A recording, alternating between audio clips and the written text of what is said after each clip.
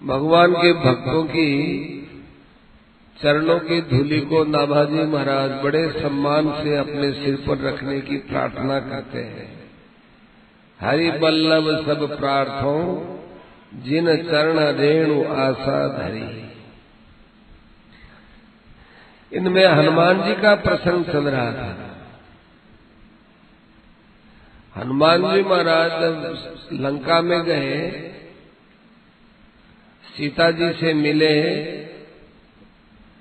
तो सीता जी को जिस अवस्था में देखा और वहां राक्षसियों को देखा, तो हनुमान जी ने कहा कि माता जी आपकी आज्ञा हो, इन सब राक्षसियों को मैं अभी मार सकता हूं।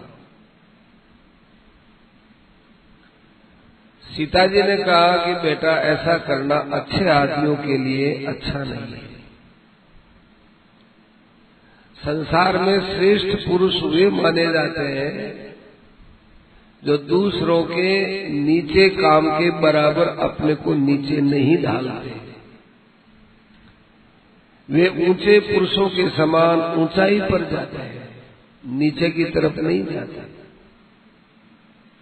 कि माँ आपको ये इतनी तकलीफ देते हैं, आपको डराते हैं, रावण के कहे के आपको कभी फरसा दिखाते हैं, ये मेरे से सहन नहीं हुआ। कि नहीं, ये सहन करना ही मनुष्यता है। और फिर उन्होंने एक दृष्टांत दिया सीता जी ने कि देखो हनुमान, एक बार किसी जंगल में एक सिंह ने एक शिकारी का पीछा किया। शिकारी अब सिंह के सामने कितना मुकाबला करे। उसके पास एक तो बाण था या तलवार थी, और सिंह जब घुर्रा करके आया तो घबरा गया शिकारी, तो वो एक वृक्ष पर चढ़ गया। और वृक्ष पर चढ़ चलता बहुत जल्दी चढ़ा। घबराहट में आदमी जल्दी काम करता है। तो वहां पर एक रीछ था वृक्ष के ऊपर। तो सिंह ने कहा कि देख रीछ, तुम और हम दोनों इस जंगल के हैं, और ये शहर से आया है शिकारी। ये मुझे भी मारने वाला है, तुम्हें भी मारने वाला है। तेरा और मेरा जो बैर है वो तो अपन बाद में देखेंगे, लेकिन तुम्हारी और हमारी कहीं तो एकता है ही ना। जंगल के वासी तुम, जंगल के वासी हम, ये बीच में कौन आता है मारने वाला। इसलिए इसको धक्का दे दो और नीचे गिरा दो, फिर मैं इससे अपने आप सलट लूंगा। तेरी मेरी दोनों की विपत्ति टल जाएगी। रीछ ने कहा कि ये मैं जहां रहता हूं, मेरा जो वृक्ष है, मेरा जो आश्रय, वहां पर ये आ गया। अब मैं इसको नहीं मार सकता, ये मेरी शरण में आ गया। कि आपकी शरण आकर के थोड़ी आया, ये तो मेरे से घबरा करके चढ़ गया। कहीं वो मेरे घर में आ गया ना, मैं ऐसा नहीं करूंगा। ये अन्याय, पाप। सिंह ने कहा ठीक है, ये भी कहां तक बैठता है मैं देखता हूं, कभी तो नीचे उतरेगा ही। सिंह नीचे बैठ गया। और रीछ था वो टहनी पर बैठा बैठा ही वो सोने लग गया। नींद आ गई। नींद आई तो सिंह ने उस शिकारी से कहा कि देख, मैं तुझे मारूंगा नहीं, तुझे छोड़ दूंगा। मुझे तो पेट भरने से मतलब है। भूख लगी, तू नहीं मिला तो रीछ से, ये रीछ सो रहा है अभी, जोर से धक्का लगा दे, ये नीचे गिरेगा। गिरते मैं इसको खा जाऊंगा। खाने के बाद मेरा पेट भर गया, तू तेरे घर जाना, मैं मेरे घर जाऊंगा। तो मनुष्य ने कहा कि अच्छा, पक्की बात है ना? कि बिल्कुल पक्की बात है। तो वो बेचारा अचेत होकर के सोया हुआ था, सोने में चेत तो रहता नहीं, हाथ पैर यूं फुलाए। तो वो धीरे धीरे चल करके एकदम उसको धक्का दिया, रींच के। रींच यूं सावधान हुआ, धक्का खाती दूसरी टहनी पकड़ ली, वो टहनी छूटी, दूसरी टहनी पकड़ ली, रींच बच गया, नीचे नहीं पड़ा। तब उस सिंह ने रींच से कहा कि देख रींच, तूने तो इसको सहायता दी और मेरे कहने पर इसने तुमको धक्का लगाया। ऐसे आदमी को तुम अपने पास रखोगे क्या? ये तो शायद तुमको सोते हुए को मार भी सकता है। तो रींच ने कहा कि मैं इसको अभी भी नहीं मारूंगा, क्योंकि मेरे यहाँ आया हुआ है। ये चाहे मेरे साथ कैसा भी बर्ताव करे, मैं अपना धर्म नहीं छोड़ सकता। कह रहे ये विश्वासघाती है तो है ये जाने, मैं तो विश्वासघाती नहीं हूं ना। उस रींच ने उसको नीचे नहीं गिराया। इसी प्रकार से हनुमान मनुष्य को चाहिए अपना धर्म न छोड़े, चाहे हमको कैसी भी विपत्ति में पड़ना पड़े। शरणागति एक ऐसा धर्म है कि इस धर्म में मनुष्य को सब कुछ भुला देना चाहिए। मैं तो ये मानती हूं कि यदि आज रावण राम जी की शरण में चला जाए तो राम जी उसके सारे पापों को क्षमा कर देंगे। यहाँ मेरे समान कितने कितने और स्त्रियां कैद में, सबका माफ क्षमा कर देंगे। और मेरे वियोग में कितना कष्ट पा रहे हैं वो ये भी भूल जाएगा। हनुमान जी पर इसका असर पड़ा और हनुमान जी ने ये सब देख करके कहा, मां हमको तो पता ही नहीं था कि ऐसी भी शरणागति होती है क्या। तो हनुमान जी से ये हनुमान जी ने सीता जी से शरणागति पढ़ी, सीखी और फिर हनुमान जी ने यही शरणागति विभीषण को बताई। तो कहने के लिए तो विभीषण जी सबसे बड़े शरणागत भगत कहलाते हैं, परंतु अंदर की शरणागति जो सीता जी से हनुमान जी को मिली वो एक अपने आप में अलग ही थी। तो राम जी महाराज अब अयोध्या से पधार गए, लंका से पधार गए, अयोध्या में विराजमान रहने लगे। एक बार की बात है कि सीता जी सिंदूर से टीका कर रही थी और मांग भर रही थी, खास करके तो मांग भर रही थी।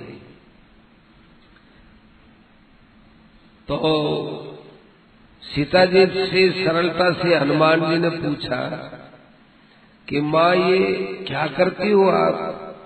कि बेटा इससे पति का सुहाग, पति का सौभाग्य बढ़ता है, और पति का सौभाग्य होता है वो स्त्री का सौभाग्य होता है, क्योंकि पति और पत्नी के अलग अलग भाग्य नहीं मानती पत्नी। पत्नी जिस प्रकार से पति का सुख ही अपना सुख मानती है, पति का दुख ही अपना दुख मानती है, तो खास करके ऐसे समय में मुझे भगवान की याद आती है। भगवान की याद यूं आती है कि भगवान भी भक्त के सुख को अपना सुख मानते हैं, भक्त के दुख को अपना दुख मानते हैं, और भगत होता है वो भगवान के आनंद को ही अपना आनंद मानता है, भगवान के दुख होता नहीं। तो मैं जो ये सिंदूर लगाती हूँ मांग में, तो इस सिंदूर से हनुमान जी सुनो राम जी को बहुत प्रसन्नता होती है, खुश होते हैं। तो हनुमान जी बड़े राजी हुए। तब हनुमान जी ने वो सिंदूर का डिब्बा लिया, जमीन पर पटका और सारे शरीर पर सिंदूर लगाया। और सारे शरीर पर सिंदूर लगा करके राम जी के सामने गए। जिस समय हनुमान जी सिंदूर लगा रहे थे, हनुमान जी खूब प्रसन्न हो गए कि अब भगवान प्रसन्न होंगे, भगवान प्रसन्न होंगे। दूसरे बंदर थे, वो हनुमान जी की हंसी उड़ाने लगे कि देखो कैसे हैं, आप बड़े बुद्धिमान कहलाते हो, ये क्या करते हो कि मैं देखो तुमको प्रसन्न नहीं करना चाहता, मैं तो एक भगवान को प्रसन्न करना चाहता हूं। तो सिंदूर लगाए हुए महल में गए और देख करके राम जी बड़े खुश हुए, खूब खुश हुए। तो हनुमान जी के ऐसे सरल स्वभाव को देखकर भगवान ने कह दिया कि जो मंगलवार के दिन तुम्हारे सिंदूर चढ़ाएगा उसकी सब कामनाएं पूरी हो जाएंगी। इतने हनुमान जी भगवान की प्रसन्नता का ध्यान रखते थे। सब बंदर चले गए, किष्किंधा चले गए, विभीषण वगैरह लंका चले गए। युद्ध के बाद अयोध्या में राज्याभिषेक के बाद सब चले गए अपने अपने। हनुमान जी को कहा कि तुम जाओ। हनुमान जी ने कहा मैं तो नहीं जाऊंगा, मैं तो यहीं रहूंगा। हनुमान जी भगवान की खूब सेवा करते थे।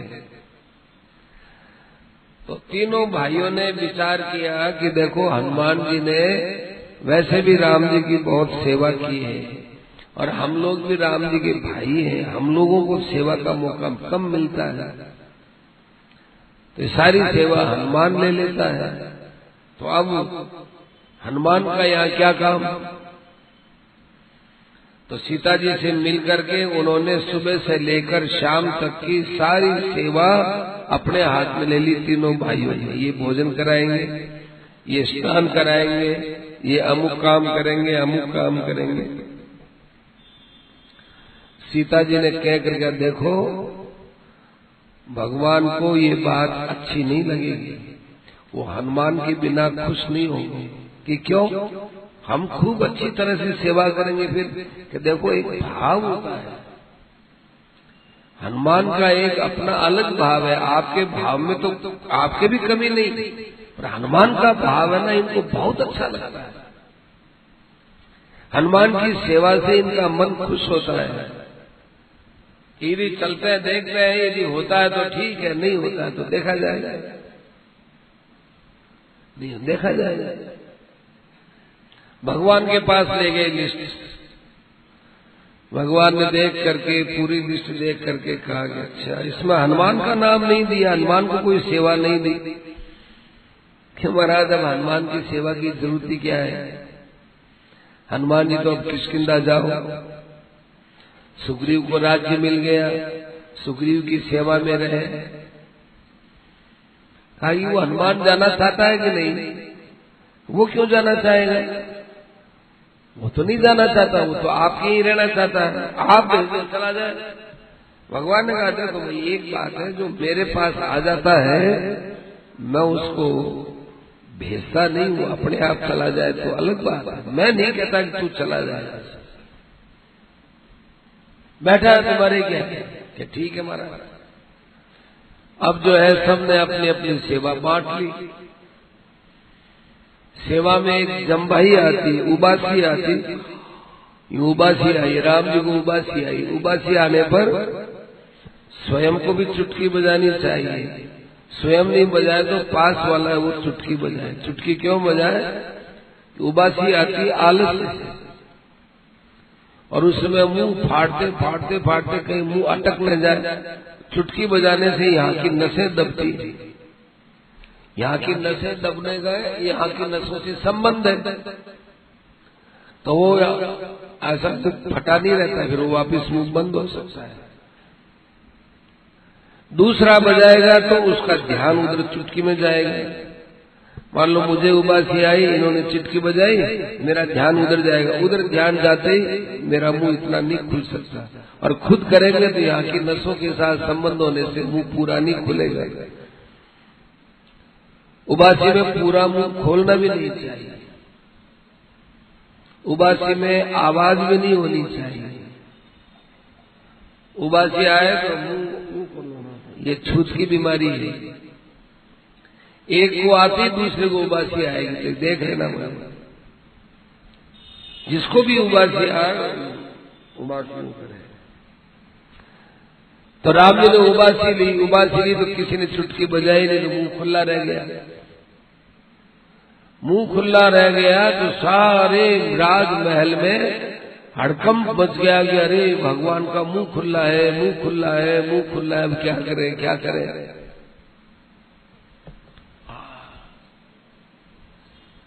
यशोदा ये कौशल्या जी आई, सीता जी आई, सब घबरा गई।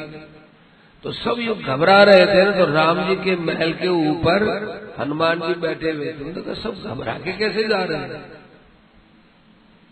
तो कौशल्या जी सबसे ज्यादा घबराई। माँ थी ना, माँ का हृदय ऐसा होता है। माँ कह रही हनुमान इधर आओ इधर आओ इधर आओ। क्या बात है माता जी, क्या बात है, क्या हो गया, क्या क्या हो गया, जाके राम लला को देखो तो सही। राम जी मुंह फटा हुआ। हनुमान जाके चुटकी बजाई, चुटकी बजाते राम जी हंसने लग गए और उनकी उबासी खत्म हो गई। उबासी खत्म हो गई तो गुरु वशिष्ठ जी वहां खड़े थे। उन्होंने कहा कि अब हनुमान की सेवा आप लोग बिल्कुल मत हटाइए। तत्काल वशिष्ठ जी ने हनुमान जी को प्रभु के समुपस्थित करके उनको सेवा का काम दिया गया। हनुमान जी ने कहा भाई देखो, सेवा व्रती होते हैं तो ऐसे होते हैं। इस प्रकार हनुमान जी जैसा सेवा भाव किसी में भी नहीं था। भगवान ने भी कह दिया, माता जी ने भी कह दिया, सीता माता ने भी कह दिया कि भाई हनुमान आज से प्रभु सेवा का सर्वाधिकार तुम्हें ही दिया जाता है। सब आनंदित हो गए। और देखो एक हनुमान जी की विचित्र कथा सुनो। नारद जी ने एक बार काशी नरेश से कहा कि महाराज जाओ राम जी के दर्शन करो, राम जी को प्रणाम करो, राम जी के दर्शन से कल्याण होता है। जाओ तो सही, मिलो तो सही, केवल अपने राज्य में ही पड़े रहते हो। तो काशी नरेश अयोध्या गए। उस दिन योग की बात थी कि राम जी विराजमान और उनके गुरुदेव विश्वामित्र जी पधारे हुए थे। तो गुरुदेव विराजमान, राम जी विराजमान। गुरुदेव खूब बढ़िया शिक्षा की बातें और जगत की कल्याण की बातें कर रहे थे। इतने में काशी नरेश आए। ध्यान से सुनिएगा। काशी नरेश ने आते राम जी को प्रणाम किया। प्रणाम करके काशी नरेश बैठ गए। विश्वामित्र जी को प्रणाम नहीं किया। तो विश्वामित्र जी को ये व्यवहार अच्छा नहीं लगा कि मुझे प्रणाम किया ही नहीं, जबकि राम जी मुझे गुरु भाव से देखते हैं और ये मुझे अभी तक पीछे का क्षत्रिय मानता है। विश्वामित्र जी पहले क्षत्रिय थे, राजा थे। फिर आप सभी जानते हो, फिर वो खटपट हुई, ब्रह्मर्षि पद लेना था उनको। फिर वे संत हो गए, गुरु हो गए, तपस्वी हो गए, भगवान के गुरु हो गए। तो कहा ये मेरे को पिछले जीवन में देख रहा है, बुरा लगा। तो राम जी से शिकायत की कि देखो महाराज, इसने सभा के अंदर हमको नमस्कार तक नहीं किया है, इससे मेरा अपमान हुआ, आपके सामने हुआ है और आपने देखा है और आपने कुछ कहा ही नहीं इसको। भगवान कहने लगे कि देखो बात तो आपकी बिल्कुल सी, सभा में मैं क्या बोलता, तो भी कोई बात नहीं गुरुदेव, मैं प्रतिज्ञा करके कहता हूँ, प्रतिज्ञा करूंगा, ये 3 बाण है, इन 3 बाणों से मैं आज जो है काशी नरेश का वध करूंगा। 3 बाण निकाल के अलग रख दिए, 1 2 3, आज काशी नरेश मेरे बाण से मारा जाएगा, प्रतिज्ञा करके कहता हूं। और राम जी प्रतिज्ञा करें, काशी नरेश के होश उठ गए। उसने सुना कि आज मुझे 3 बाणों से मारेंगे भगवान, और राम जी की प्रतिज्ञा, कृष्ण भगवान की प्रतिज्ञा होती तो फिर भी कोई बात नहीं, राम जी की प्रतिज्ञा है। राम तो रामोद्धिर न भाषते, राम एक बात जो बोल दिया दोबारा उसमें संशोधन नहीं करता है। अब क्या करें? तो घबराते घबराते गए नारद जी के पास, राजा काशी नरेश। नारद जी से कहा, नारद जी मैं मेरे घर में ही बैठा ठीक था, आज आपने राम जी के पास भेजा, आफत कर दी, बताओ कि क्या हुआ? कि विश्वामित्र जी को मैं राजा समझा था, मैंने कहा मैं हूं ऐसे ही है, इनको क्या प्रणाम कर, राम जी को तो मैंने भगवान समझा। तो नारद जी ने कहा कि भाई देखो, संत महापुरुषों को पिछले रूप में नहीं देखना चाहिए। लोग पूछते हैं संत कौन सी जाति का है, इसका कौन कुल है, इसके कौन क्या है, ये नहीं देखने चाहिए। वो जिस प्रकार से आदमी मरने के बाद दोबारा जन्म लेता है तो पिछली जाति उसकी खत्म हो जाती है, ऐसे ही जो संत महापुरुष होते हैं, भजन करने वाले होते हैं, वे संत आश्रम में चले जाते हैं तो फिर वे अपनी पिछली जातिवाद का परिचय नहीं दे दिया करते। पहले तो वो देते नहीं, और जो जानते हो तो उनको उस दृष्टि से देखना नहीं चाहिए। गलती तो है आपकी कि महाराज उन्होंने मुझे मारने की प्रतिज्ञा कर दी, अब बताओ मुझे, अब मुझे बचाओ, मुझे क्या करना चाहिए? नारद जी ने कहा एक उपाय है, हनुमान जी की जो माता जी अंजना जी है उनके चरणों में जाकर शीश नवाओ, और पहले मत बोलना। हनुमान जी की माता जी है वो बड़ी दयालु, पहले उनको बातों में ले लेना कि देखो इतना तो मुझे आता नहीं है, अब आप ही मेरे साथ चलो। चलो नारद जी ने कहा कि देखो मैं तो दूर खड़ा रहूंगा, क्योंकि मुझे देख करके अंजना माता जी मुझे कहेंगे कि आप ही इसका रास्ता बताओ, ठीक नहीं लगेगा। मैं दूर रहूंगा, आप जाकर के अंजना माता से बोलना कि माता जी मैं बहुत दुखी होकर आपके पास आया हूं। एक तो माताओं बहनों का हृदय यूं ही कोमल होता है, और कोई उनके सामने दुखी चला जाता है फिर पूछो ही मत, दुखी आदमी से ज्यादा दुखी व्यक्ति करने लग जाते हैं, उनके अंदर कृपा भाव रहता है। फिर हनुमान जी की माँ है, तो काशी नरेश गए, माता अंजनी के चरणों में प्रणाम किया, रोने लगे फूट फूट के, कह रहे बात क्या है नरेश, बात क्या है, बताओ क्या बताओ, क्या बताओ, आप कोई मुझे आश्वासन दे तो बताओ। कहने उन पूछो क्या बात है? कि आज मैंने राम जी की सभा में विश्वामित्र जी को प्रणाम नहीं किया तो राम जी ने 3 बाण से मुझे मारने की प्रतिज्ञा की है। 1 2 3 बाण निकाल भी लिए उन्होंने, अपने तरकस से निकाल के रख लिया कि अब इन 3 बाण से आज इसको मारेंगे, मेरे प्राण बचाओ। प्राण तो सभी को प्रिय लगते हैं, और अब आपने तो मुझे पूछ ही लिया कि बताओ तुम्हारी क्या विपत्ति है, हम उससे तुम्हारी रक्षा करेंगे, अब रक्षा करो महाराज। इतने में हनुमान जी आ गए। हनुमान जी आए तो अंजना ने कहा कि बेटा ये आफत आ गई राजा के, इसकी रक्षा तुम्हें करनी पड़ेगी। हनुमान जी ने कहा माता जी राम जी ने प्रतिज्ञा कर ली, अब क्या करूं, अब कुछ भी करो मुझे पता नहीं, मैंने तो इसको वचन दे दिया। आपने वचन दे दिया माता जी, आपके वचनों को भी मैं कैसे खाली करूं, आपने आज्ञा दी मुझे। उधर राम जी ने प्रतिज्ञा कर ली, कुछ भी हो तुम बुद्धिमान हो, करो कोई उपाय करो, मरना नहीं चाहिए राम जी का, राम जी के बाणों से। तो हनुमान जी महाराज ने कहा कि देखो एक राम जी से बड़ी चीज और है, उसकी शरण ले लो। काशी नरेश ने कहा हनुमान जी आप तो इतने बुद्धिमान हो, राम जी से भी बड़ा किसी को मानते हो क्या? मानता हूं। किसको? राम जी से बड़ा राम जी का नाम है, तुम राम जी के नाम की शरण ले लो। खत्म, राम राम राम राम राम राम राम राम राम राम ये करते रहो बस। तो सरयू नदी के किनारे जाकर के नदी में डूब, कमर तक डूब करके राम राम राम राम राम राम राम राम ऐसे करने लगे। उधर भगवान आए, उन्होंने बाण छोड़ा, वो बाण पास में जाकर के वापिस लौट आया।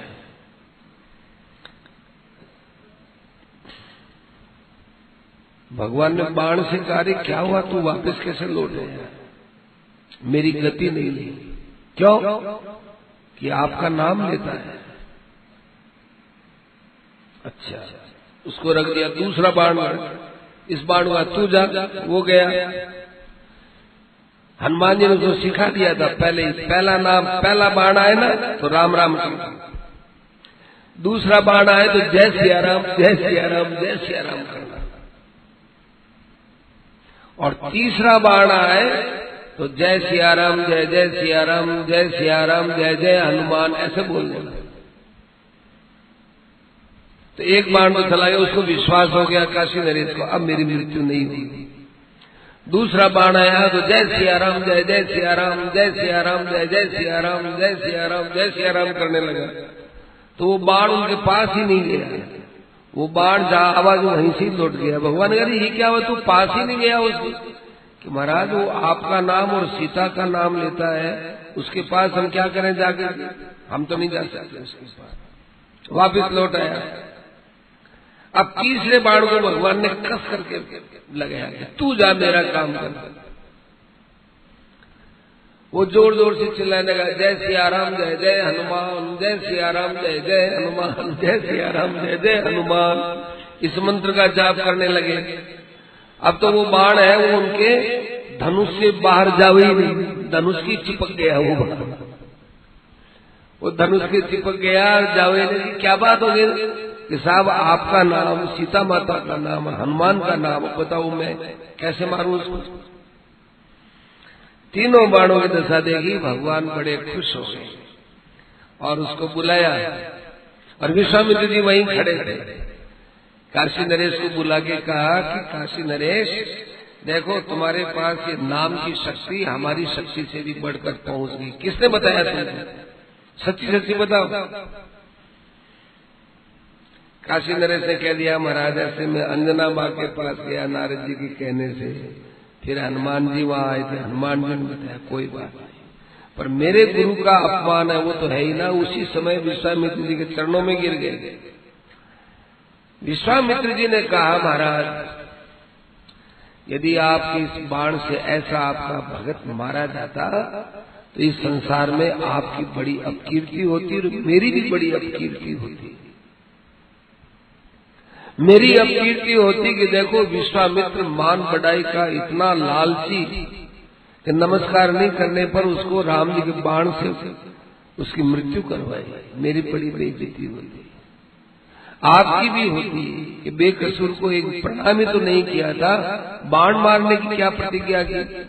आपके नाम ने महाराज आज आपको भी और हमको भी सबको ही बचा दिया। जितने वहां ऋषि मुनि मंत्री वगैरह सब थे, सब ने कह दिया महाराज हम आज से हम लोग आपके नाम का आपसे भी बड़ा विलक्षण प्रभाव देखेंगे। तो ये हनुमान जी ने वहां पर ऐसा ही किया।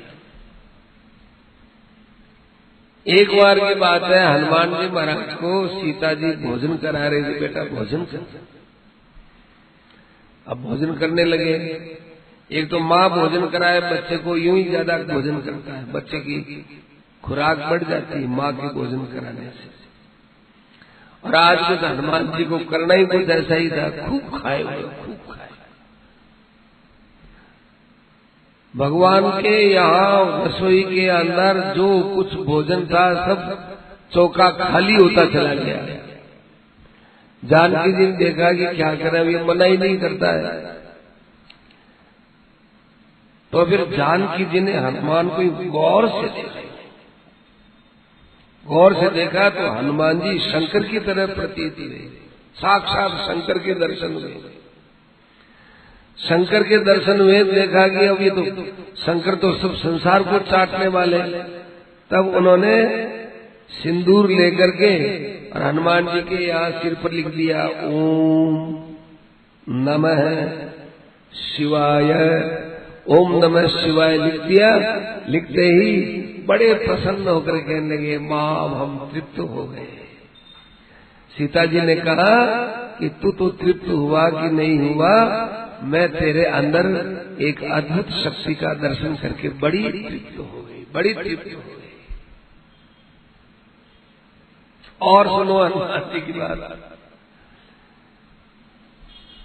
एक बार द्रौपदी नदी के पास में स्नान कर रही थी तो उसको एक सोने का फूल दिया, सोने का फूल।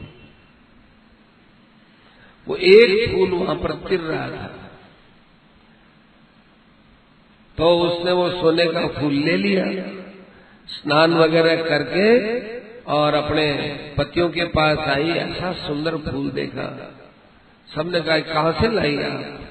ये तो नदी में स्नान करने गई थी, वहां मुझे मिला। मैं चाहती हूं ऐसे मुझे 5 फूल मिलने चाहिए। तो किसी से पूछा नहीं कहाँ मिलते हैं? हाँ पूछा था मैंने, वहां ऋषि मुनि बैठे हुए थे, उनसे मैंने पूछा तो उन्होंने कहा कि तुम्हारा पति भीमसेन है ना, बस वो ला सकता है। गंधमादन के पर्वत के पीछे उधर कोई नदी है, उसमें से बह करके ये आया है, वहां उधर मिलेंगे और कहीं नहीं मिलेंगे। तो भीमसेन से कहा भीमसेन जी आप जाओ। ठीक है, भीमसेन जी उस कमल को लेने के लिए बद्रीनारायण गए। बद्रीनारायण से आगे गए, गंधमादन पर्वत के उधर जाने में एक इतना सा संकड़ा सा रास्ता था। तो वहां पर एक कदली वन था। कदली वन माने केलों का वन। ये अपन खाते ना केला, ऐसा नहीं था, बहुत दिव्य कदली वन था। उसके फल देवता लोग खाते थे। तो उस कदली वन में से होकर के और रास्ता जाता था, और वहां जो संकड़ा रास्ता था, पहले तो कदली वन में गए। हमको ये भीमसेन जी खूब खा लिए अपना केला, दिव्य फल थे। और जो वो भीमसेन केला खाए, भीमसेन के शरीर में तत्काल बल बढ़े, स्फूर्ति आए। वही बलशाली तो थे ही, और उनमें बल आए। कहा कि मैं तो बड़े विचित्र स्थान में पहुंच गया, बड़ा अच्छा लगा उनको। और आगे गए तो वहां पर एक 2 पर्वतों के बीच में संकुड़ा एक रास्ता था। वहां पर एक बंदर को देखा, बंदर बीच में बैठा हुआ। हनुमान जी ने जाते गए, रे कौन है, उठ यहां से, रास्ता दे। भैया बुढ़ा आदमी, बीमार आदमी, तुम ऐसे निकल जाओ ना, ऐसे निकल जाओ। मालूम है मेरे साथ कौन रहते हैं? मेरे साथ अनंत कोटि ब्रह्मांड नायक भगवान कृष्ण रहते हैं। उन कृष्ण ने हमको बड़ा अच्छा उपदेश दिया है। उन्होंने कहा कि मैं प्राणी मात्र के अंदर रहता हूं, चाहे कोई छोटे से छोटा प्राणी हो, चाहे कोई बड़े से बड़ा प्राणी हो, सब प्राणियों में रहता हूं। मैंने उनसे पूछा कि महाराज सब प्राणियों में आप ऐसे तो नहीं दिखते हो जैसे अभी हमको दिख रहे हो? कि ऐसे नहीं दिखते, मेरे एक रूप थोड़ा ही। सब प्राणियों में देखना हो तो उनमें जो आत्मा है वो आत्मा मेरा रूप है। और ये आत्मा आंखों से नहीं दिखती है, आत्मा का तो अनुभव होता है। तो ये भाव होता है कि जो आत्मा का अनुभव यहाँ कर रहा हूँ वो आत्मा सब में विराजमान है।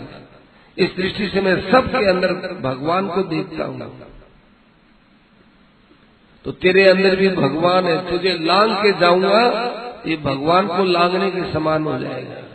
इसलिए मैं नहीं जा सकता, तू मुझे रास्ता दे दे। भैया मैं रोगी बूढ़ा आदमी कैसे रास्ता दूं, मेरे से सिर का ही नहीं जाता।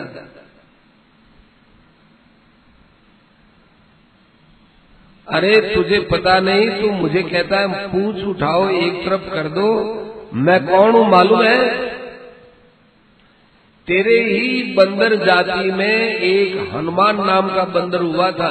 कौन बोलता है? भीमसेन।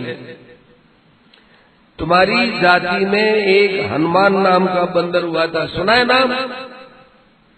हनुमान जी को बहुत होते हैं बंदर, किसका कौन कौन सुने, कौन किस किस को जाने। मैं उस हनुमान का भाई हूं, छोटा भाई। अरे तुम उस हनुमान को नहीं जानते, उसके कुल में तुमने जन्म लिया। 100 योजन समुद्र को अकेला पार कर गया, उस हनुमान को तुम नहीं जानते जो तुम्हारे कुल की कीर्ति को बढ़ाने वाला है। कौन है हनुमान? छोड़ो यार, तुम क्यों दूसरी चर्चा करते हो? मेरा आगे बुखार से सिर दुख रहा है और उठा नहीं जाता, बैठा नहीं जाता, सुना नहीं जाता। तुमको यदि रास्ता लेना है मुझे अलग कर दो। कि तू मेरे को जानता नहीं, मैं भीमसेन हूँ। मेरा जो अपमान करता है ना तो मैं उसको छोड़ता नहीं हूँ। तू अपना आप ही अलग हो जा कि भैया मैं तो नहीं अलग हो सकता, तू मेरे को अलग घसीट करके अलग कर दे। इतना क्रोध आया हनुमान जी को, एक बंदर मेरे से इतनी माथापच्ची करने का साहस करता है। नहीं, वो पूंछ उठाई तो पूंछ उसके दब गई हाथ। पूंछ ने दबाया उसके हाथ को, यो निकले नहीं। उठाओ तुम हनुमान के भाई हो ना, उठाओ मेरे को घसीटो, उठाओ ना, मेरे से तो उठा नहीं जा रहा, तुम उठाओ। पूंछ को ही नहीं उठा सके, तुम पूंछ को ही नहीं उठा सके। भीमसेन गौर से देखने लगा, दिखता तो छोटा सा है और इतनी सी पूंछ है इसकी, बोलता बड़े विचित्र ढंग से है।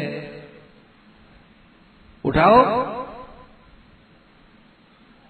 नहीं उठा सके साहब, नहीं उठा सके तो फिर वो हाथ जोड़ करके पैरों में पड़ गए कि आप कौन है, सामान्य बंदर नहीं है। आज मेरा अभिमान आपने दूर कर दिया, कृपा करके अपना पूर्ण परिचय दिलाइए। तब हनुमान जी ने कहा कि परिचय तो तुमने पहले ही बता दिया, तब मैं क्या बताऊं? तो आप हनुमान हो, आप हनुमान जी हो, मेरे बड़े भाई। हनुमान जी मुस्कुराए, क्या मेरा बड़ा भाई? इतने से हो आप? छोटे से, आपसे ज्यादा तो मैं हूं। अच्छा, यदि आप हनुमान जी हो तो समुद्र को लांघते समय में सब बंदरों के बीच में आपने जो विशाल स्वरूप बनाया था, सुनते ही भय पर्वताकारा, वो रूप मेरे को दिखाओ तो मुझे विश्वास हो। हनुमान जी का नहीं दिखाता, तुम उसको देखने के अधिकारी नहीं, देखने के लिए श्रद्धा चाहिए। हनुमान जी ने, भीमसेन जी ने कहा कि कैसी श्रद्धा बताऊं, मुझे विश्वास हो जाए, आप मुझे दर्शन दीजिए, मेरे मन में आपके उस दर्शन की बड़ी इच्छा है। क्यों इच्छा है तुम्हारी? मैं कई बार सोचता था कि मुझे कभी मेरे बड़े भाई मिले, उनसे कहूंगा कि आपने ऐसा रूप कैसे बनाया था, कभी मुझे भी युद्ध करना पड़े तो इतना बड़ा रूप बना करके मैं योद्धाओं से लड़ूं। हनुमान जी ने कहा, भीमसेन मैंने लड़ते समय में विशाल रूप नहीं बनाया था, मैंने सीता जी के खोज के लिए भगवान की आज्ञा से इतना रूप बनाया था। लड़ाई में मैंने बड़ा रूप नहीं बनाया कि मेरे को एक बार वो रूप दिखाइए आप। तब हनुमान जी वहां बड़े होते, बहुत विशाल रूप होते। ज्यों ज्यों वो अपना रूप दिखाए, त्यों त्यों हनुमान तो भीमसेन की आंखों में प्रेम से पानी आए। आप मेरे बड़े भाई, विशाल रूप दिखा। और उसके बाद उनको प्रणाम किया, और प्रणाम करने के बाद उन्होंने कहा कि तुम 5 फूल लेने जा रहे हो ना, वो 5 फूल तुमको यहीं पास में मिल जाएंगे। और वो 5 फूल उन्होंने ले लिए और वे वापस आ गए। हनुमान जी के दर्शन हो गए।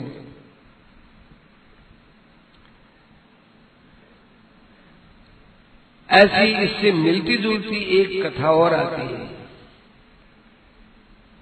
ऋषि मुनियों को रोज भोजन कराते थे ये पांडव लोग, जंगल में भी क्योंकि उनको एक बटलोई मिल गई थी। सूर्य भगवान ने बटलोई दी थी कि जब तक द्रौपदी भोजन नहीं करे, इसमें से तुम कितना ही भोजन करते जाना, कितना ही भोजन करते जाना, तुम्हारे भोजन की कमी नहीं आएगी। रोज ऋषि मुनियों को बुलाते थे, ऋषि मुनियों को बुलाते, और ये पुरुष थे कौन, भीमसेन। पर भीमसेन थोड़ा कड़क आदमी था। देखो भोजन तो करवा, चाहे जितना करो, करो चाहे मण भर, छोड़ो मत कण भर, झूठा मत छोड़ना कोई, झूठा छोड़ना हमको अच्छा नहीं लगता है। भगवान कृष्ण ने सुन लिया, अरे भोजन को बुलाए भी, और कहने लगा कि यदि आपने झूठा छोड़ दिया तो ये सारा भोजन इकट्ठा करके आपके चोटी में बांध दूंगा। पीछे से जहां भी लोग जाएंगे कहेंगे झूठा छोड़ने वाला है, झूठा छोड़ने वाला है, फिर आपको भोजन नहीं मिलेगा, हमें पता नहीं। अब भीम के डर के मारे बेचारे ऋषि मुनि थोड़ा थोड़ा भोजन करें, जरा सा भी ऊँटा हो गया तो चोटी के बांध देगा। तो ऋषि मुनि बेचारे दुबले पतले होने लगे। तो भगवान श्री कृष्ण ने देखा कि बात क्या है, भोजन भी करते हैं, डरे हुए भोजन करते हैं। तो भीमसेन को थोड़ा घमंड है, इसका घमंड नष्ट करवाना चाहिए। कौन नष्ट करे? हनुमान जी महाराज से घमंड नष्ट हो सकता है, बड़े से ही छोटे का घमंड नष्ट होगा। तब उन्होंने कहा, अरे भीमसेन, हाँ महाराज, अरे एक काम करो ना, क्या उधर गंधमादन पर्वत की तरफ बड़े अच्छे भजनानंदी महात्मा है, जरा उनको भोजन का निमंत्रण दो ना। अभी गए भीमसेन जी गए, वही हनुमान जी वाला प्रसंग आ गया। हनुमान जी ने कहा कि भाई किधर जाते हो, कौन हो? कुंती पुत्र भीम हूँ, ब्राह्मणों को भोजन कराने के लिए जाना है, तुम बंदर में हमारा रास्ता कैसे रोक सकते हो? मैं उस हनुमान का भाई हूँ जिसका रास्ता काल नेमी ने रोका था, फिर काल नेमी की क्या दशा हुई थी तुम जानते हो क्या उस बंदर को? वही प्रश्न जो पहले हुआ, वही थोड़ा बस इतना ही भेद है कि वो फूल लेने के लिए गए या ऋषि मुनियों को लेने के लिए गए थे। हनुमान जी अड़ करके बैठ गए थे, तब फिर ये सारी बातें हुई और सब प्रकार से इनका जो है घमंड दूर हो गया। कोई बातें हो रही है, कोई बात हो रही है, मोबाइल से बात मत करो, कोई बड़ी मुश्किल से अच्छी अच्छी कथाओं को सुनने का मौका मिलता है। एक बार की बात है,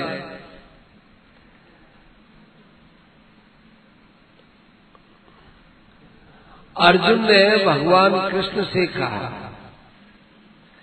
कि महाराज जी रामावतार में आपने कितने पर्वतों को उठवाया, कितने पर्वतों को लेकर लिए पुल बनवाया, ये किया वो किया, आपने इतना क्यों किया? आप बाणों से पुल नहीं बना सकते थे क्या? इतना इतना आपने लोगों को परेशान करवाया। भगवान ने कहा कि देखो तुम बाणों से पुल बना सकते हो क्या? अभी बना दो, और ऐसे पुल बनाओ उनके ऊपर चाहे कितने ही सेना चली जाए, वो हमारे बाण ऐसे स्थिर हो जाएंगे, वो किसी प्रकार हिल नहीं सकते। भगवान ने कहा अच्छा तुम बनाओ। तो एक समुद्र जितना तो नहीं, लेकिन हाँ समुद्र से कुछ कम बहुत बड़ा विशाल जलाशय था, इसके ऊपर पुल बना दो। वो बाण फेंकता गया, अरे थोड़ी देर में पुल बना दिया। भगवान कृष्ण ने वो ध्यान लगा के चुटकी बजाई कि हनुमान जी आ गए। काहे हनुमान आओ, बड़े प्रेम से मिले हनुमान जी। भगवान कृष्ण ने कहा अर्जुन, इस समय के जैसे तुम मेरे अपने खास हो ना, रामावतार में ये मेरा खास था। अर्जुन गए, अर्जुन ने जाकर हनुमान जी के चरण छुए, प्रणाम किया। नाम तो हमने कई बार आपका सुना था, दर्शन तो आज पहली बार ही। हनुमान जी को आज आपने दर्शन दिलवाकर बड़ी कृपा की प्रभु। हनुमान जी से क्या काम है? हनुमान जी से यही काम है कि इनको कहेंगे आप इस पुल के ऊपर थोड़ा चलो तो सही। हनुमान इस पुल के ऊपर चलो।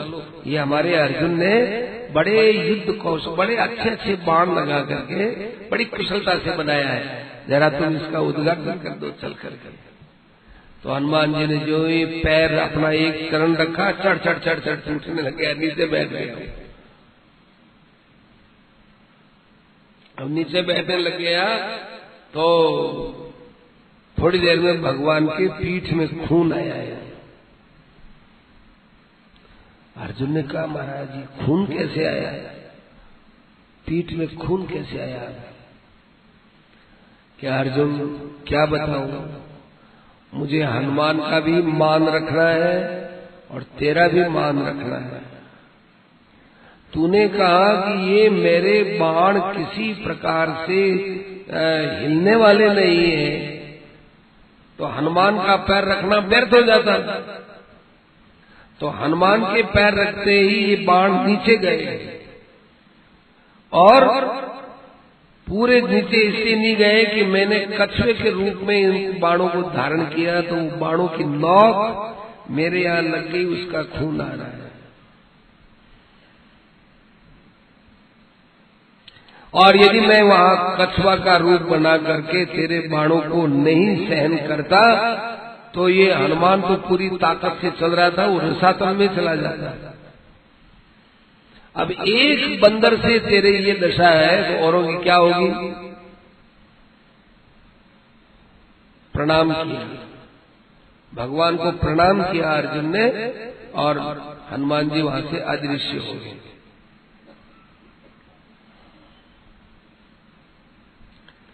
एक दिन ये अर्जुन है, ये स्वयं समुद्र के किनारे घूम रहे थे और बहुत बाण चलाते इधर उधर, अपना शस्त्र कौशल है उसको याद कर रहे थे। तो धनुष कोटि नाम का जो तीर्थ है, वहां पर मध्याह्न के समय में वहां पर रथ पर बैठ करके खूब आनंद से घूम रहे थे अर्जुन। उसी समय में आकाश से हनुमान जी आए, राम राम राम राम करते करते आए। और हनुमान ने, अर्जुन ने पूछा कि राम राम करने वाले आप कौन हो? तो मैं तो उनका दास हनुमान हूं। अच्छा अच्छा,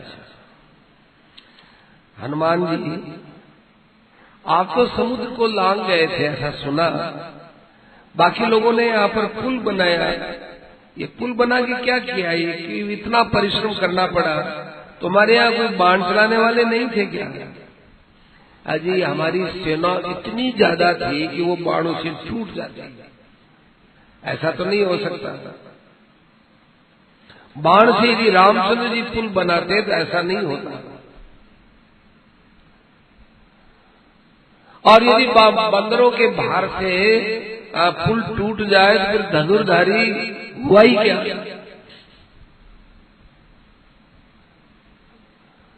मैं पुल बनाता हूं।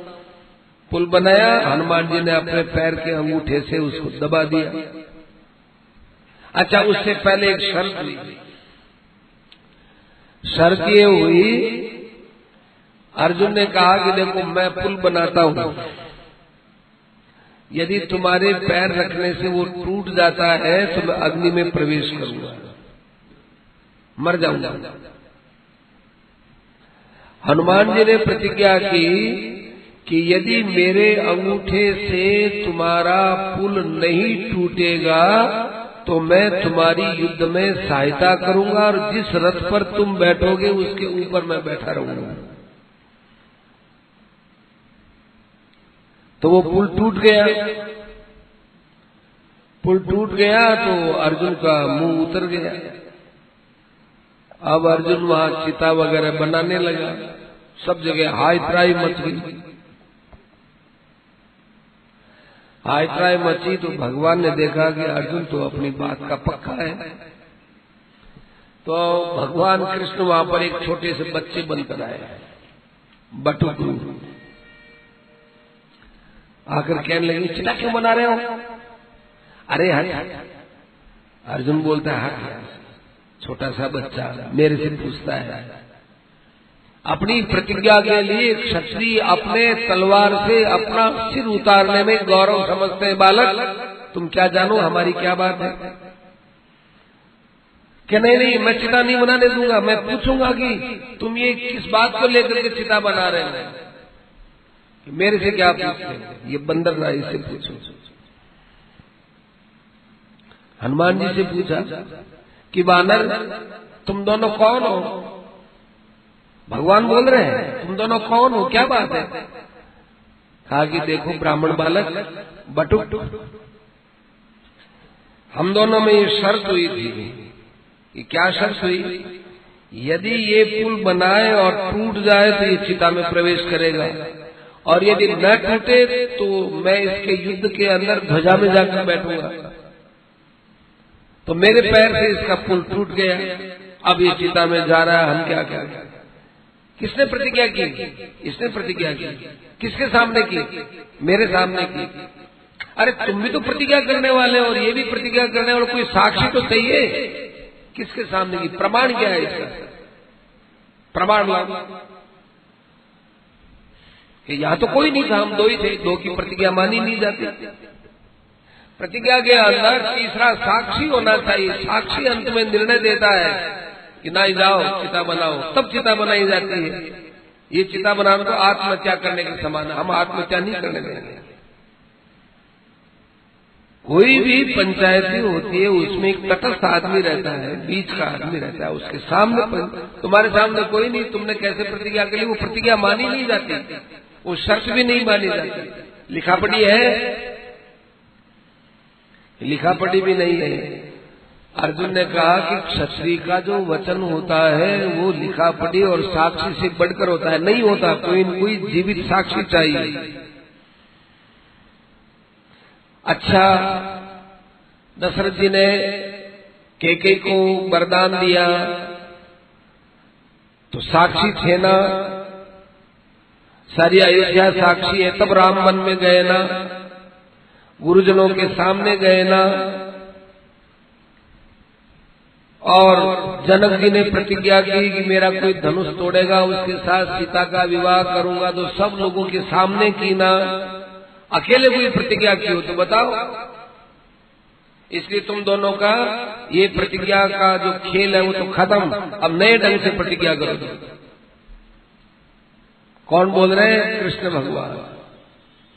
अब नए ढंग से प्रतिज्ञा की। अच्छा ठीक है, अब हम आपके तटस्थ हैं, बीच के हैं, पंच हैं, हम आपका काम ठीक करेंगे।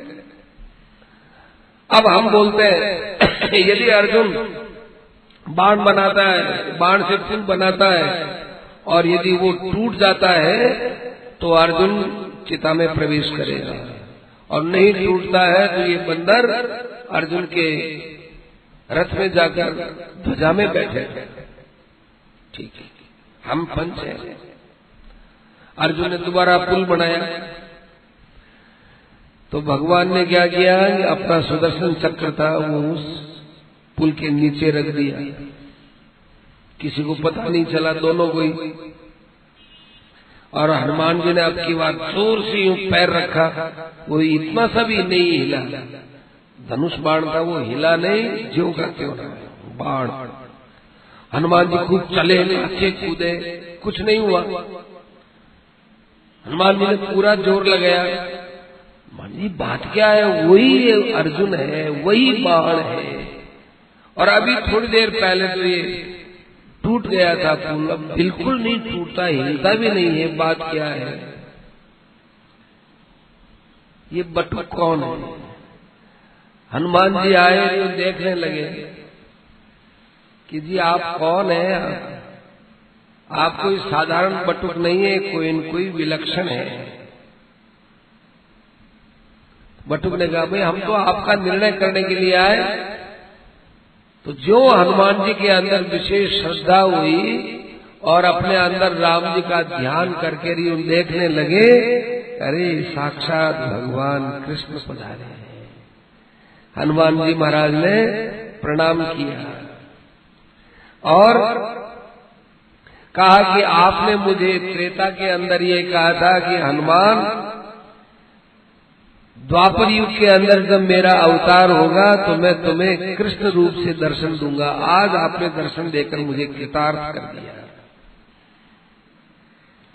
अर्जुन भी भगवान को देखकर बड़े आनंदित हुए कि महाराज मैं कैसा खोटा आदमी, चाय जैसी प्रतिज्ञा कर लेता हूँ और आप मेरे कैसे खास अपने कि आप मुझे जगह जगह पर बचाते रहते हैं। तब हनुमान जी भी खुश हो गए और अर्जुन भी खुश हो गए। तो देखो हनुमान जी को बैठना तो चाहिए था अर्जुन के रथ में, भीमसेन के रथ में, लेकिन इस प्रतिज्ञा में हनुमान जी रहे अर्जुन के रथ में। अर्जुन में रथ में इसीलिए कि कृष्ण के बराबर दर्शन होते जाए, ये खास कारण था। भीमसेन से कहा था हनुमान जी ने कि तेरे साथ मैं मिलकर के युद्ध करूंगा। तो कहा कि मेरे साथ मिलकर के युद्ध करोगे तब तो संभवतः पांडवों की कीर्ति बढ़ेगी नहीं। हनुमान जी आप एक काम करना, मैं जिस समय युद्ध में जोर से किलकारी लगाऊं ना, उस किलकारी में आप उसमें खूब जोश भर देना और मैं जिस समय युद्ध करने लगूं तो मेरे अंदर आप ताकत के रूप में प्रवेश करना, ताकि ये योद्धा उस आवाज से डर जाए, मेरे बल से डर जाए। इतना काम कर देना। तभी तो भीमसेन हाथी उठा उठा के फेंक देते युद्ध के अंदर, हाथियों को उठा कर, और कोई फर्क नहीं पड़े उसमें। एक दिन भगवान ने देखा, बस एक कथा और है हनुमान जी की।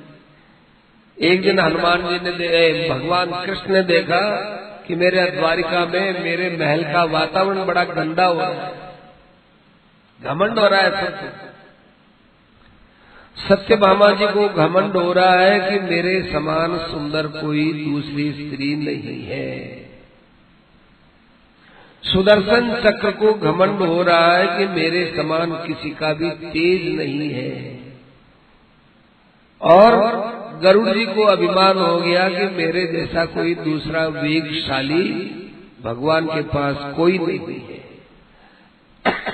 भगवान ने देखा कि भाई मेरे और अभिमान के तो कभी आपस में मेल होता ही नहीं। अभिमान भगवान को नहीं सुहाता, अभिमानत द्वेषित्वात्। कई संतों ने भजन का ही अभिमान कर लिया कि मैं इतना भजन करता हूँ, मैं इतना भजन करता हूँ। अब भगवान ने जैसे भी संकेत किया, आगे हनुमान जी बगीचे में आए, खूब फल तोड़ने लगे, टहनियां तोड़ने लगे। अब बंदर जो उत्पात करे सो करने लगे और भगवान के नाम का कीर्तन करते हुए वो फल खाने लगे। तो उस वन के जंगल के रक्षक थे, बगीचे के रक्षक थे, उन्होंने जाकर शिकायत की भगवान से कि महाराज एक बड़ा विचित्र बंदर आया है और वो यूं टहनियां तोड़ता है, फल खाता है, किसी की मानता नहीं है। कहते हैं तो वो फलों की वापिस हमारे ऊपर चोट करता है, बड़ा बलशाली, हमारे तो कब्जे का नहीं है। अरे गरुड़ जाओ ना, वो कौन बंदर है उसको लाओ। गरुड़ जी अभी जाता हूं महाराज, देखो उसको तुम लेके ही आना। वो महाराज पकड़ में नहीं आया, तभी हो तुम, कैसे भी हो तुम उछल करके पकड़ लेना, वो ही नहीं छलांग मार दे, तुम उठ करके पकड़ लेना। ठीक पकड़ने के लिए भेज दिया उसको। वहां गए बगीचे में, ए बानर ये बगीचा नष्ट करते हो, सारे बनचरों को तुमने मार के भगा दिया, सारे फलों को तुम तोड़ तोड़ के बिखेर रहे हो, बड़े अन्यायी हो, तुझे दंड मिलेगा। हनुमान जी का देखो हमारे काम में आज तक किसी ने बाधा पहुंचाई नहीं, कोई हमको कुछ कहने वाला मिला नहीं। तेरे में इतनी क्या ताकत है, तू मुझे बोल रहा है तुझे पता नहीं है मैं कौन हूं? मैं सारे देवताओं को परास्त करके अपने पुरुषार्थ से अमृत को लाने वाला गरुड़ हूं। मेरे ऊपर ही विराजमान होकर के भगवान यत्र तत्र सर्वत्र पधार करके अपने संहार की लीला करते हैं। मैं वो गरुड़ हूं। मेरे भय से नागराज सब रसातल के नीचे जाकर छिपे हुए बैठे हैं। हनुमान जी ने कहा नहीं नहीं, ऐसे आदमी का मुंह नहीं देखना चाहिए। जो अपने मुंह से अपनी बड़ाई करता हो। वो सैकड़ों मूर्खों में महामूर्ख है जो अपने मुख से अपनी बड़ाई करता है। बड़ा दुर्भाग्य मेरा कि आज तू मेरे सामने खड़ा है अपनी बड़ाई करता है, शर्म नहीं आती? अरे तू गरुड़ को ललकारता है, तू मरने के लिए चला है क्या? इस प्रकार से खूब फटकारने लगे। हनुमान जी ने कहा, देखो भाई, हम नीति की बात कहेंगे, शास्त्र की बात कहेंगे, संतों की बात कहेंगे। हे गरुड़, आप जो कुछ भी होंगे, लेकिन अपने मुंह से तुम ये बात कहकर अपनी गरिमा खो रहे हो। साक्षात भगवान के वाहन यदि हो भी तो भी तुम अपने मुंह से क्यों बोलो? चले जाओ, अपना काम करो। तुमको भगवान कृष्ण ने बुलाया है और मैं तुमको साथ में लेकर के जाऊंगा। अरे भैया, कुछ नहीं, मैं नहीं चलूंगा। अब बुलाया, मैं अपना आप चला जाऊंगा। नहीं, तुम कैसे जाओगे? मैं वेगशाली हूं, मैं तुमको साथ में लेके जाऊंगा। हनुमान जी ने कहा, मैं तो नहीं चलता। बोलो क्या करोगे? अब वो आए, हनुमान जी पर चौंच मारे। हनुमान जी कोई फर्क नहीं पड़े, जैसे हाथी पर मक्खी बैठे तो क्या फर्क पड़े, ऐसे उन्हें कोई फर्क नहीं पड़ा। उल्टा हनुमान जी ने एक दो पूंछ की लपेट में उसको रख लिया और पूंछ लपेट करके गरुड़ जी को बांधा। गरुड़ जी सिसकने लग गए, सी सी करने लगे। गरुड़ जी को बांध दिया, चले आए। इधर सुदर्शन चक्र को भगवान ने पैरे पर रख दिया था। तो मैंने सुना है कि एक बंदर आया हुआ है, बड़ा उत्पाती है, किसी को रोके रुकता ही नहीं। हो सकता है वो चंचलता करते करते करते अपने दरवाजे पर ही आ जाए, उसको अंदर मत आने देना। जो आ जाए, मेरे बिना कौन यहाँ आ सकता है? हाँ, बस यही। इतने में हनुमान जी आए, रोक दिया। कौन हो तुम? मुझे भगवान ने बुलाया है, कृष्ण भगवान ने उनके लिए। वो बुलाएंगे तेरे को बंदर। देखो, किसी को भी भगवान के दर्शनों में बाधा नहीं पहुंचानी चाहिए। भगवान के दर्शनों में बाधा पहुंचाता है, उसकी मालूम है क्या गति होती है? जय और विजय को पूछो जाकर के। अरे तू ज्यादा चतुराई से बात मत कर, मैं तुझे नहीं जाने दूंगा। सुदर्शन चक्र यूं प्रकट होके हनुमान जी की तरफ आया। हनुमान जी ने सोचा कि उस समय तो हम सूर्य को नहीं लिया, मुंह में रख लिया। सुदर्शन चक्र मुंह में रख लिया और अंदर आ गए। अंदर आए तो उन्होंने बार बार राम जी कृष्ण भगवान को प्रणाम किया। भगवान कृष्ण ने कहा कि अरे हनुमान, आज तू गलती क्यों करता है रे? देखो, भगवान कृष्ण थे पर राम रूप से विराजमान थे और उन्होंने पहले ही सत्यभामा जी को बोल दिया कि सत्यभामे, आज हनुमान आएगा, हमारा रामावतार का भगत। उसके सामने तुम सीता बन करके रहना, अपने सत्यभामा रूप में मत रहना। ठीक है, परवाह नहीं की। सीता कोई मेरे से ज्यादा सुंदर थोड़ी होगी, मेरे से जैसी सुंदर सीता नहीं हो सकती। तो सत्यभामा अपने ही रूप में जाकर बैठ गई। उन्होंने आकर के प्रणाम किया तो भगवान ने कहा, अरे हनुमान, आज तू गलती क्यों कर रहा है? शास्त्र में आता है कि माता और पिता दोनों हो तो पहले माँ को प्रणाम करो। माँ के कारण से ही बच्चे का पालन होता है। वो पेट में रखती है, गोद में रखती है, दूध पिलाती है। जितना माँ का शरीर से संबंध होता है पुत्र के प्रति, उतना किसी का नहीं होता। तूने माँ को प्रणाम नहीं किया और पहले मुझे प्रणाम किया, और माँ को देख ही नहीं रहा है। हनुमान जी ने कहा, क्षमा करें, मैंने देखा था, मुझे ऐसी काली कलूटी कुरूप और ऐसी लगी, मैंने देखा कि कोई आपके यहाँ मसौदा देने वाली दासी है जो अपनी सीमा को पार करके अनजान में, अज्ञानता में, फूडता में आकर आपके पास बैठ गई। मुझे क्या पता है? क्या तुझे इसमें सीता के दर्शन नहीं? सीता का शतांश भी दर्शन नहीं हुआ। सीता के सौंदर्य के सामने एक सोवांश भी होता तो वो न तो सीता जैसा प्यार, न सीता जैसी कृपा, न सीता जैसा रूप लावण्य, कुछ भी तो नहीं है ना।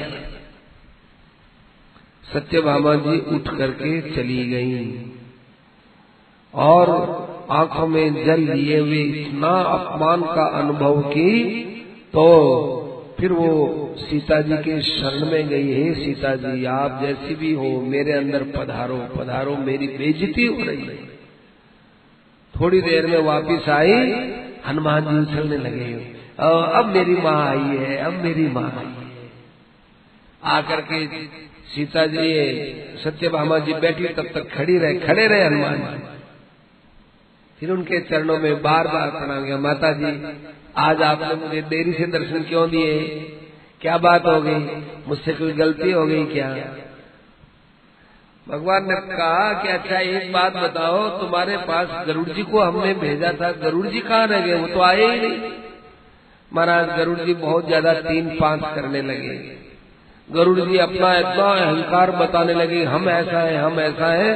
तो हमने देखा कि इनका अहंकार ज्यादा बढ़ जाएगा, अपने मुख से जितनी अपनी प्रशंसा करता है आदमी उतना ही नीचे गिरता है। तो उससे बचाने के लिए ये मेरे पूंछ में मैंने बांध दिया, ये रही आपकी गरुड़ जी।